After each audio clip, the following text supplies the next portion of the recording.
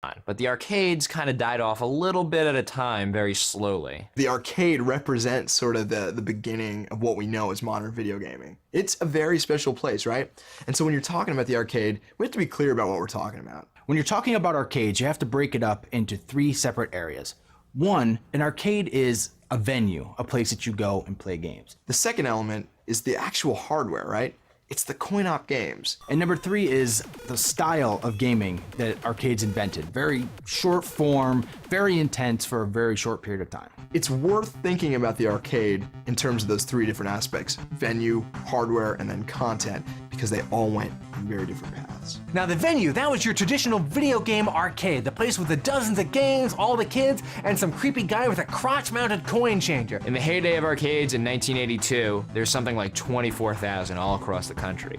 Today, present time, there's only about 3,000. They just start disappearing until the numbers keep whittling down and whittling down and whittling down. So the venue is basically extinct in America. But overseas, didn't necessarily experience the same fate. In Japan, for example, a country which is much smaller than here, they still have about 10,000 arcades. Our video game market crashed here, but it never did in Japan. And after a few years, they looked back, they said, what are we doing right here? What are some of our biggest titles we can send over there? Now during these fallow years, the way the arcade business stayed alive was in Japan they'd make a pretty cool game, then they'd import it to America where it would do pretty well and get ported to home systems where it also do pretty well, stuff like Virtua Fighter and Tekken. The biggest hit of these import arcade titles was Dance Dance Revolution, and it's just a totally new type of game where you play with your feet and your entire body, really, instead of just your hands. Here you have a game where you dance to the rhythm, and it gives everyone around you something to look at. Even when you're not playing, it's fun to watch other people play. When someone's good at Dance Dance Revolution, it's a spectacle.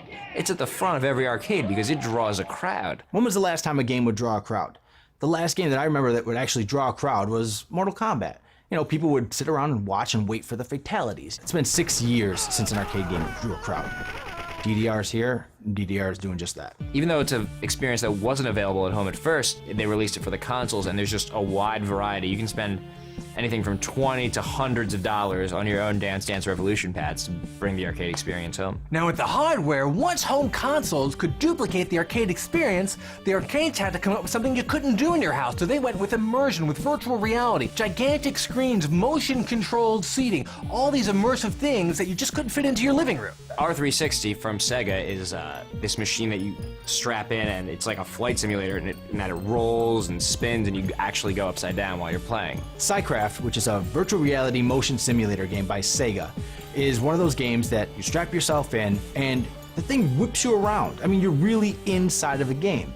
And this is, again, something you can't get at home. All right, so another one, and this is sort of like the IMAX of video games, is the House of the Dead special attraction, which you actually go in and you participate in an experience moving around the mansion and blasting the hell out of zombies. You know, these types of games are actually moving into the realm of the theme park. The idea of doing something you can't do at home is what makes games so appealing in the first place, and it's the reason games like Big Buck Hunter are big in the city where you can't actually go hunting. It's crazy, but it's another one of the games that's getting people out and getting people still spending their money on coin-op machines. Every rule has an